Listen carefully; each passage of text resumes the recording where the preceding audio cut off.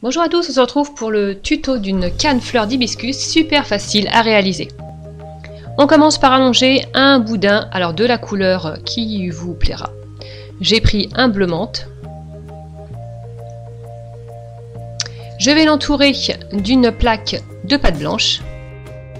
J'ai déjà réalisé un tuto de canne de cette fleur, mais c'était un petit peu compliqué. Donc là j'ai fait beaucoup plus simple, 2 couleurs seulement.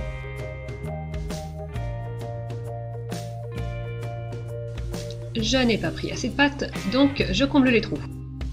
Et je l'allonge.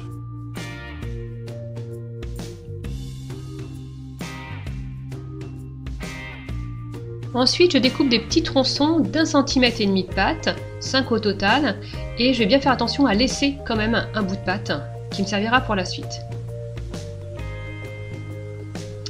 Ensuite, je vais prendre un très fin boudin de pâte blanche et découper 7 petits tronçons d'1,5 cm eux aussi. Je vais creuser dans la longueur un emplacement pour mettre ces petits tronçons de pâte blanche. Voilà. Je roule un petit peu sans trop allonger la pâte. Et pour certains tronçons, je vais mettre 2 petits morceaux de pâte blanche. Donc je vais creuser à 2 endroits dans la longueur.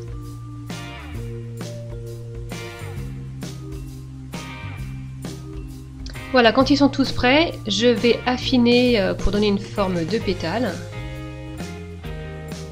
Ensuite, je prends le reste de mon boudin et puis je vais découper un morceau de la même taille que le reste et l'aplatir. Je commence à mettre en place tout ça et j'ai mis un petit boudin de pâte blanche au centre. Voilà, on fait adhérer.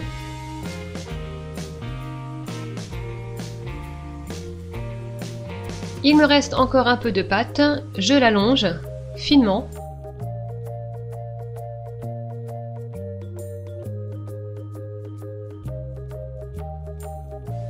Et je découpe 5 morceaux de la longueur de ma canne.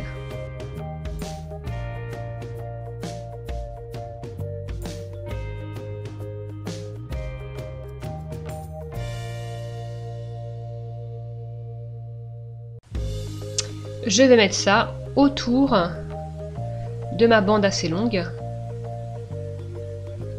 Voilà, et je fais adhérer.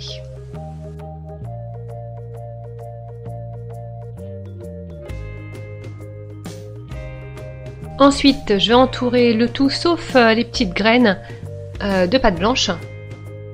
Sinon, ça les écrasera. On coupe l'excédent.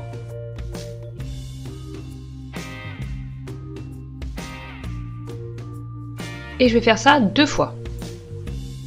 Une fine plaque de pâte blanche pour entourer les petites graines.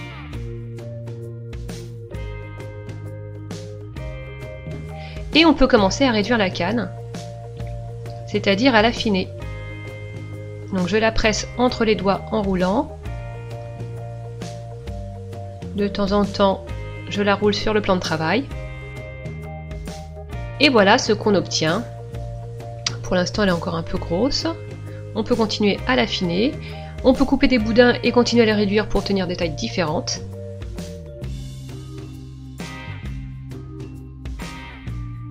Voilà ce que j'obtiens. J'ai fait 3 tailles différentes.